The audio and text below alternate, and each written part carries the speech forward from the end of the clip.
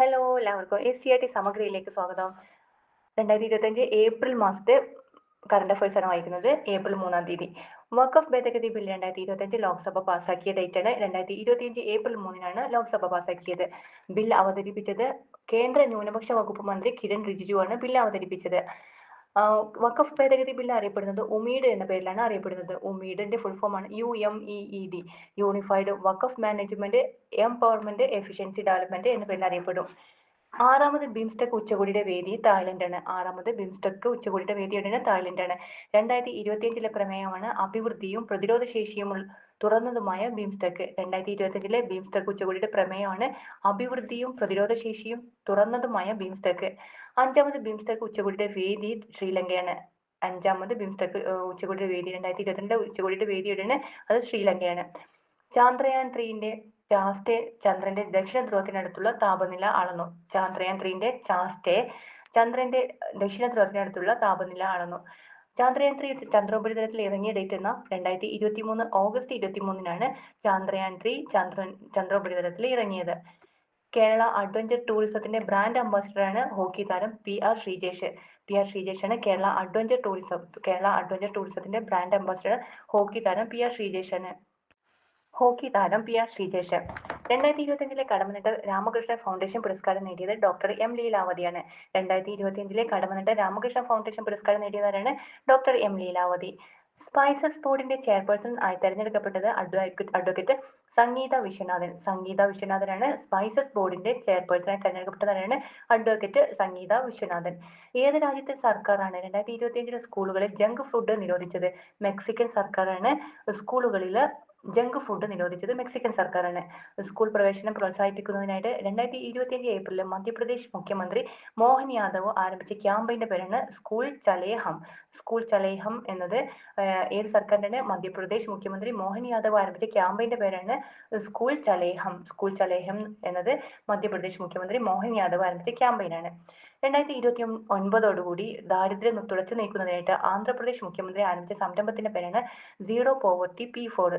Zero poverty P4 എന്നത് ആന്ധ്രാപ്രദേശ് മുഖ്യമന്ത്രി ആരംഭിച്ച സംരംഭമാണ് zero poverty P4. School Chale Hum ആരംഭിച്ചതോ? സ്കൂൾ ചലേഹം ആരംഭിച്ചത് മധ്യപ്രദേശ് മുഖ്യമന്ത്രി മോഹൻ യാദവ് ആരംഭിച്ച ക്യാമ്പയിനാണ് സ്കൂൾ ചലേഹം. P4 പോവർട്ടി P4 എന്നുള്ളത് ആന്ധ്രാപ്രദേശ് സർക്കാർ ആരംഭിച്ച പദ്ധതിയാണ് സീറോ പോവർട്ടി P4. പ്രശസ്ത ഹോളിവുഡ് താരം വാൾ കിൽമർ അന്തരിച്ചു. വാൾ കിൽമറിന്റെ പ്രസിദ്ധമായ ചിത്രങ്ങളാണ് ടോപ്പ് ഗണ്ണ്, ബാറ്റ്മാന്, ടോപ്പ് ഗണ്ണൊക്കെ പ്രസിദ്ധമായ ചിത്രങ്ങൾ. ഹോളിവുഡ് താരം വാൾ കിൽമർ അന്തരിച്ചു. രാജ്യത്തെ ആരോഗ്യ കേന്ദ്രങ്ങളിലെ പേവിഷബാധ, പാമ്പുവിഷ വാക്സിൻ ഉറപ്പാക്കാനുള്ള പോർട്ടലിന്റെ പേരെന്താ? പോർട്ടലിന്റെ പേരാണ് ZooWin. ഇന്ത്യയിലെ ആരോഗ്യ കേന്ദ്രങ്ങളിലെ കേരള അർബൻ പോളിസി, അതായത് കേരള നഗരനയ കമ്മീഷന്റെ ചെയർമാൻ ആരാണ്? കേരള അർബൻ പോളിസിയുടെ ചെയർമാനാണ് M സതീഷ് കുമാറാണ് അർബൻ പോളിസി ചെയർമാൻ. കേരള നഗരനയ കമ്മീഷന്റെ ചെയർമാനാണ് M സതീഷ് കുമാറാണ്. റിസർവ് ബാങ്ക് ഡെപ്യൂട്ടി ഗവർണറായി നിയമിതനായത് ആരാ? RBIയുടെ ഡെപ്യൂട്ടി ഗവർണറായി നിയമിതനായത് ഡോക്ടർ പൂനം ഗുപ്തയാണ്. RBIയുടെ ഡെപ്യൂട്ടി ഗവർണറായി നിയമിതനായത് ഡോക്ടർ പൂനം ഗുപ്തയാണ്. Pension fund regulatory and development authority ചെയർപേഴ്സണായി നിയമിതനായത് ശിവ സുബ്രഹ്മണ്യ രാമനാണ് pension fund regulatory and development authority chairperson. ആരാണ്? നിയമിതനായത് ശിവ സുബ്രഹ്മണ്യൻ കേട്ടോ. RBIയുടെ ഡെപ്യൂട്ടി ഗവർണറായിട്ട് നിയമിതനായത് ഡോക്ടർ പൂനം ഗുപ്തയാണ്. Pension fund regulatory and development authority ചെയർപേഴ്സണായി നിയമിതനായത് ശിവ സുബ്രഹ്മണ്യ രാമനാണ്. പ്രമുഖ ഭാഷാ പണ്ഡിതൻ ഡോക്ടർ TB വേണുഗോപാല പണിക്കർ അന്തരിച്ചു. കൂനൻതോപ്പ് എന്ന തമിഴ് നോവലിന്റെ മലയാള പരിഭാഷയ്ക്ക് വിവർത്തനത്തിനുള്ള കേന്ദ്ര സാഹിത്യ അക്കാദമി അവാർഡ് ലഭിച്ചിട്ടുണ്ട്. കൂനൻതോപ്പ് എന്ന തമിഴ് നോവലിന്റെ മലയാള ട്രാൻസ്ലേഷനാണ് കേന്ദ്ര സാഹിത്യ അക്കാദമി അവാർഡ് ലഭിച്ചിട്ടുണ്ട്. എന്താണ് പേര്? ഡോക്ടർ TB വേണുഗോപാല പണിക്കർ അന്തരിച്ചിട്ടുണ്ട്. തമിഴ് നോവലിന്റെ പേര് എന്താണ്? കൂനൻതോപ്പ്. ഡോക്ടർ TB വേണുഗോപാല പണിക്കറിന്റെ കൂനൻതോപ്പ് എന്ന മലയാള നോവലിന്റെ മലയാള ട്രാൻസ്ലേഷനാണ് കേന്ദ്ര സാഹിത്യ അക്കാദമി അവാർഡ് ലഭിച്ചിട്ടുണ്ട്. കൊച്ചി നിയമനിർമ്മാണ സഭ രൂപീകരിച്ചിട്ട് എത്ര വർഷം തികഞ്ഞിട്ടുണ്ട്? 2025 എത്ര വർഷമാണ്? 100 വർഷം തികഞ്ഞു. കൊച്ചി നിയമനിർമ്മാണ സഭ രൂപീകരിച്ച് 100 വർഷം തികഞ്ഞു. 1925 ഏപ്രിൽ 3-ന് നിയമസഭയുടെ ഔദ്യോഗിക ഉദ്ഘാടനം നിർവഹിച്ചിരുന്നു. 1925 ഏപ്രിൽ 3-ന് 1925 ഏപ്രിൽ 3-നാണ് നിയമസഭയുടെ ഔദ്യോഗിക ഉദ്ഘാടനം നിർവഹിച്ചിരുന്നു. ഇന്ത്യയിൽ ആദ്യമായിട്ട് ഒരു വനിതയെ, അതായത് അതാരാണ്, തോട്ടക്കാട് മാധവിയമ്മ നിയമസഭാംഗമായി തെരഞ്ഞെടുക്കപ്പെട്ട നിയമനിർമ്മാണ സഭയാണ് കൊച്ചി നിയമനിർമ്മാണ സഭ. ഇന്ത്യയിലെ ആദ്യമായിട്ട് ഒരു വനിതയെ നിയമസഭാ അംഗമായിട്ട് തെരഞ്ഞെടുക്കപ്പെട്ട നിയമനിർമ്മാണ സഭ ഏതാണ്? കൊച്ചി നിയമനിർമ്മാണ സഭ. ഈ കൊച്ചി നിയമനിർമ്മാണ സഭയിലെ ആദ്യത്തെ വനിതയായിരുന്നു, നിയമസഭാ അംഗമായിട്ട് തെരഞ്ഞെടുക്കപ്പെട്ട വനിതയാണ് തോട്ടക്കാട് മാധവിയമ്മ. കൊച്ചി നിയമനിർമ്മാണ സഭ രൂപീകരിച്ചിട്ട് എത്ര വർഷം തികഞ്ഞത്? 100 വർഷം തികഞ്ഞു. അപ്പൊ രൂപീകരിച്ചത് ഏത് വർഷമായിരുന്നു? 1925 ഏപ്രിൽ 3-നാണ് നിയമസഭയുടെ ഔദ്യോഗിക ഉദ്ഘാടനം നിർവഹിച്ചത്. SBI കാർഡിന്റെ മാനേജിംഗ് ഡയറക്ടർ ആൻഡ് CEO ആയി നിയമിതനായത് സലീല പാണ്ഡെ. SBI കാർഡിന്റെ മാനേജിംഗ് ഡയറക്ടർ ആൻഡ് CEO ആയി നിയമിതനായതാണ് സലീല പാണ്ഡെയാണ് SBI കാർഡിന്റെ managing director and CEO. MD and CEO ആരാണ്? SBI കാർഡിന്റെ സലീല പാണ്ഡെ. കുംഭകോണം വെറ്റിലക്കും തോവാള മാണിക്യമാലക്കും അടുത്തിടെ GI ടാഗ് ലഭിച്ച ഇന്ത്യൻ സ്റ്റേറ്റ് ഏതാണ്? കുംഭകോണം വെറ്റിലക്കും, രണ്ട് ഐറ്റംസ് ആണ്, കുംഭകോണം വെറ്റില, തോവാള മാണിക്യമാല. അടുത്തിടെ GI ടാഗ് ലഭിച്ച ഇന്ത്യൻ സംസ്ഥാനമാണ് തമിഴ്നാട്. പൈങ്കുനി ഉത്സവത്തിന് പേരുകേട്ട കേരളത്തിലെ ക്ഷേത്രം ഏത് ക്ഷേത്രമാണ്? പൈങ്കുനി ഉത്സവത്തിന് പേരുകേട്ട കേരളത്തിലെ ക്ഷേത്രമാണ് ശ്രീ പത്മനാഭസ്വാമി ക്ഷേത്രമാണ്. പൈങ്കുനി ഉത്സവത്തിന് പേരുകേട്ട കേരളത്തിലെ ക്ഷേത്രമാണ് ശ്രീ പത്മനാഭസ്വാമി ക്ഷേത്രമാണ്. പ്രധാനമന്ത്രിയുടെ പ്രൈവറ്റ് സെക്രട്ടറിയായിട്ട് നിയമിതനായത് ആരാ? പ്രധാനമന്ത്രിയുടെ പ്രൈവറ്റ് സെക്രട്ടറിയായിട്ട് നിയമിതനായത് നിധി തിവാരിയാണ് പ്രധാനമന്ത്രിയുടെ പ്രൈവറ്റ് സെക്രട്ടറിയായിട്ട് നിയമിതനായത്. ഓക്കെ, നെക്സ്റ്റ് പോയിന്റ് ആണ്, വഖഫ് ഭേദഗതി ബില്ല് പാർലമെന്റ് പാസാക്കി രാഷ്ട്രപതി ഒപ്പുവെച്ചു. ഉമീഡ് എന്ന പേരിലായിരിക്കും നിയമം അറിയപ്പെടുക. വഖഫ് ഭേദഗതി നിയമം പാർലമെന്റ് പാസാക്കിയ ഡേറ്റ് എന്ന, അതായത് ലോക്സഭ പാസാക്കിയ ഡേറ്റ് ആണ് 2025 ഏപ്രിൽ 3-നാണ് വഖഫ് ഭേദഗതി ബില്ല് ലോക്സഭ പാസാക്കിയത്. രാജ്യസഭ പാസാക്കിയത് ഏപ്രിൽ 4-നാണ്. രാഷ്ട്രപതി സൈൻ ചെയ്തത് ഏപ്രിൽ 5, 2025 ഏപ്രിൽ 5-നാണ് സൈൻ ചെയ്തത്.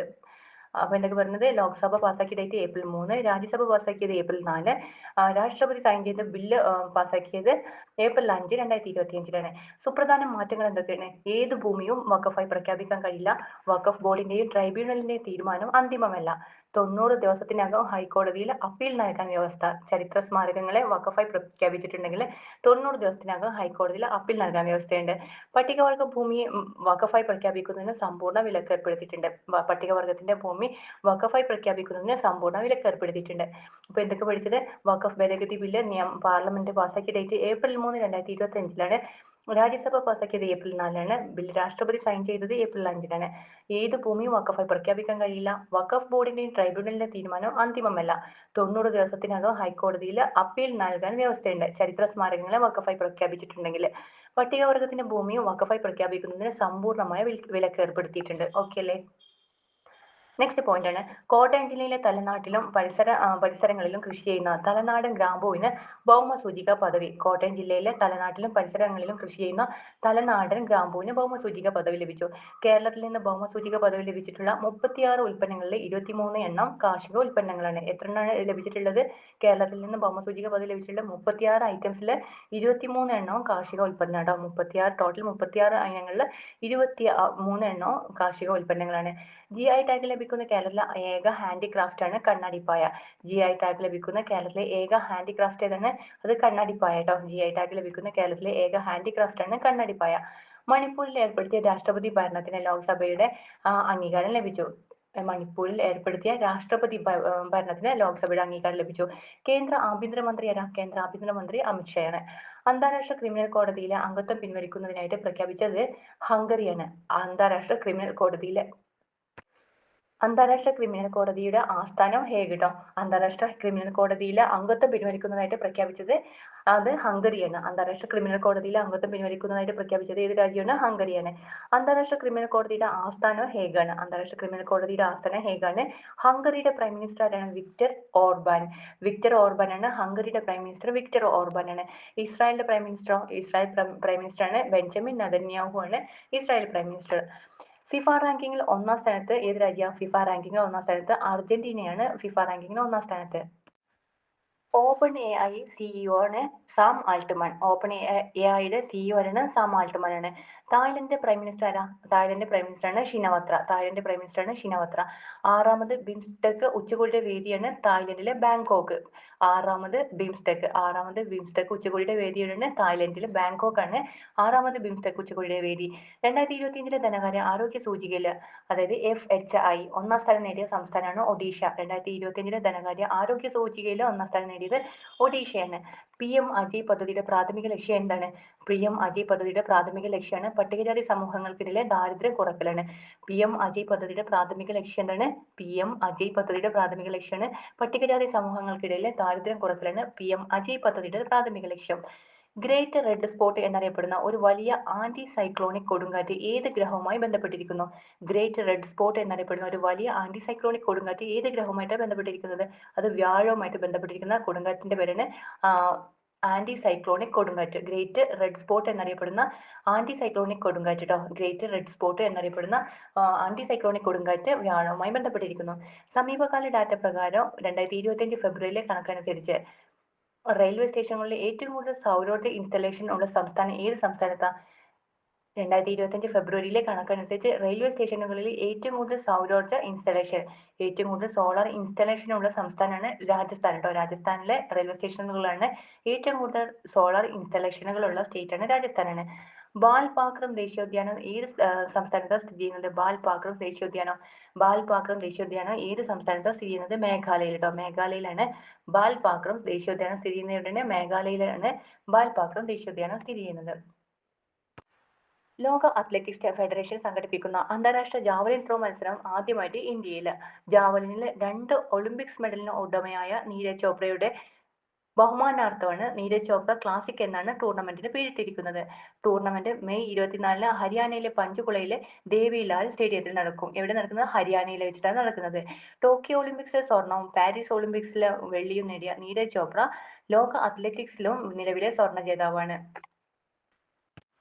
10 വർഷത്തോളമായിട്ട് മാഞ്ചസ്റ്റർ സിറ്റി ഫുട്ബോൾ ക്ലബിന്റെ നേട്ടങ്ങൾ പ്രധാന പങ്കുവഹിക്കുന്ന midfielder Kevin De Bruyne club വിടുന്നു. ഡി ബ്രൂയിൻ സിറ്റിയിൽ ചേർന്ന ശേഷം പ്രീമിയർ ലീഗിലെ കൂടുതൽ അസിസ്റ്റ് അദ്ദേഹത്തിന്റെ പേരിലാണ്, 117. പ്രീമിയർ ലീഗിൽ ആകെ അസിസ്റ്റുകൾ രണ്ടാമത്തത് റയാൻ ഗിഗ്സിനാണ് രണ്ടാമത്.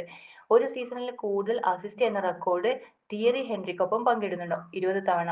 ഒരു സീസണിൽ കൂടുതൽ അസിസ്റ്റ് എന്ന റെക്കോർഡ് തിയറി ഹെൻറിക്കൊപ്പം പങ്കിടുന്നു. 2 തവണ premier league player of the season പുരസ്കാരം നേടി. 2 തവണ പ്രീമിയർ ലീഗിന്റെ പ്ലെയർ ഓഫ് ദ സീസൺ പുരസ്കാരം നേടി. 10 വർഷത്തോളമായിട്ട് മാഞ്ചസ്റ്റർ സിറ്റി ഫുട്ബോൾ ക്ലബിന്റെ നേട്ടങ്ങൾക്ക് പ്രധാന പങ്കുവഹിച്ച മിഡ്ഫീൽഡറിന്റെ പേരെന്താണ്? കെവിൻ ഡി ബ്രൂയിൻ ക്ലബ്ബ് വിടുന്നു. ഓക്കെ. ബ്രസീലിൽ വെച്ച് നടക്കുന്ന 2025 ബോക്സിൽ ലോകകപ്പ് ഫൈനലിൽ എത്തിയ ആദ്യ ഇന്ത്യക്കാരനാരാ? ഹിതേഷാണ്. ബ്രസീലിൽ വെച്ച് നടക്കുന്ന 2025 ബോക്സിൽ ലോകകപ്പ് ഫൈനലിൽ എത്തിയ ആദ്യ ഇന്ത്യക്കാരനാണ് ഹിതേഷ്. ഏത് സംസ്ഥാനത്താണ് ഹന്തലാംഗ്പുയി എന്ന പേരിൽ ശുചിത്വ ക്യാമ്പയിൻ ആരംഭിച്ചത്? ഏത് സംസ്ഥാനത്താണ് ഹന്തലാംഗ്പുയി എന്ന പേരിൽ ശുചിത്വ ക്യാമ്പയിൻ ആരംഭിച്ചത്? മിസോറാമിലാണ് ഹന്തലാംഗ്പുയി എന്ന പേരിൽ ശുചിത്വ ക്യാമ്പയിൻ ആരംഭിച്ചത് മിസോറാമിലാണ്. 2025 ദാരിദ്ര്യം തുടച്ചു നീക്കാൻ ലക്ഷ്യമിട്ടുള്ള P4 സംരംഭം ഏത് സംസ്ഥാനത്താണ് ആരംഭിച്ചത്? ആന്ധ്രാപ്രദേശ്. 2029 ദാരിദ്ര്യം തുടച്ചു നീക്കാൻ ലക്ഷ്യമിട്ടുള്ള P4 സംരംഭം ഏത് സംസ്ഥാനത്താണ് ആരംഭിച്ചത്? അത് ആന്ധ്രാപ്രദേശിലാണ്. 2029 ദാരിദ്ര്യം തുടച്ചു നീക്കാൻ ലക്ഷ്യമിട്ടുള്ള P4 സംരംഭം ആരംഭിച്ചത് ആന്ധ്രാപ്രദേശിലാണ്. അടുത്തിടെ വാർത്തകളിൽ ഇടം നേടിയ ക്യൂഷു ഏത് രാജ്യത്തിന്റെ ദ്വീപാണ് ക്യൂഷു എന്നത്? അത് ജപ്പാന്റെ ദ്വീപാണ് കേട്ടോ. ജപ്പാന്റെ ദ്വീപാണ്.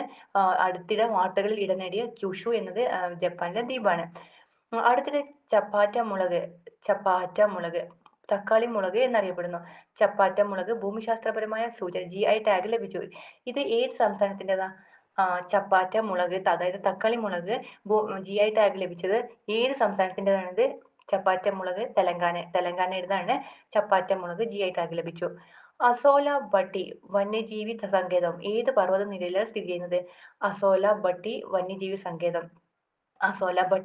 സങ്കേതം ആരവല്ലി പർവ്വത നിരയിലാണ് സ്ഥിതി ചെയ്യുന്നത്. ഏത് അന്താരാഷ്ട്ര കരാറിന്റെ അടിസ്ഥാനത്തിലാണ് അന്താരാഷ്ട്ര ക്രിമിനൽ കോടതി സ്ഥാപിതമായത്? ഏത് അന്താരാഷ്ട്ര കരാറിന്റെ അടിസ്ഥാനത്തിലാണ് അന്താരാഷ്ട്ര ക്രിമിനൽ കോടതി സ്ഥാപിതമായത്? Rome statute. ആൻസർ എന്താണ്? റോം സ്റ്റാറ്റ്യൂട്ട് എന്ന കരാറിന്റെ അടിസ്ഥാനത്തിലാണ് അന്താരാഷ്ട്ര ക്രിമിനൽ കോടതി ICC സ്ഥാപിതമായത്. എന്താണ് കരാറിന്റെ പേര്?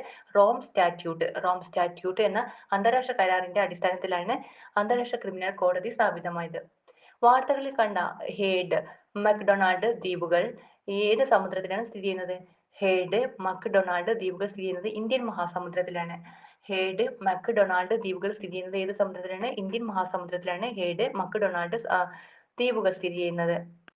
ഇന്ത്യൻ സംസ്ഥാനത്തിന് അടുത്തിടെ ഭൂമിശാസ്ത്ര സൂചിക അതായത് GI ടാഗ് ലഭിച്ച ഒരു പരമ്പരാഗത ഗോത്ര കരകൗശല വസ്തുവായ ഏതാണ്? അത് കണ്ണാടിപ്പായട്ടോ.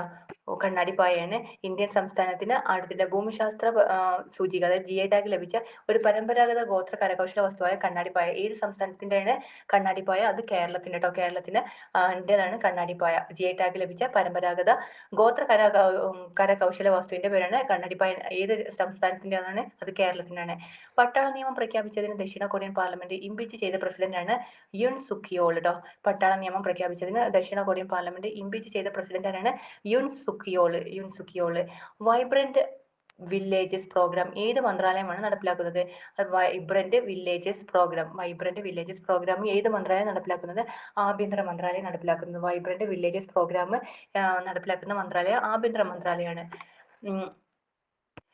ഭൗമസൂചിക പദവിയിൽ ഇടം പിടിച്ച കേരളത്തിലെ ആദ്യ ആദിവാസി കരകൗശല ഉൽപ്പന്നമാണ് കണ്ണാടിപ്പായ. ഭൗമസൂചിക പദവിയിൽ ഇടം പിടിച്ച കേരളത്തിലെ ആദ്യ ആദിവാസി കണ്ണാടിപ്പായാണ്.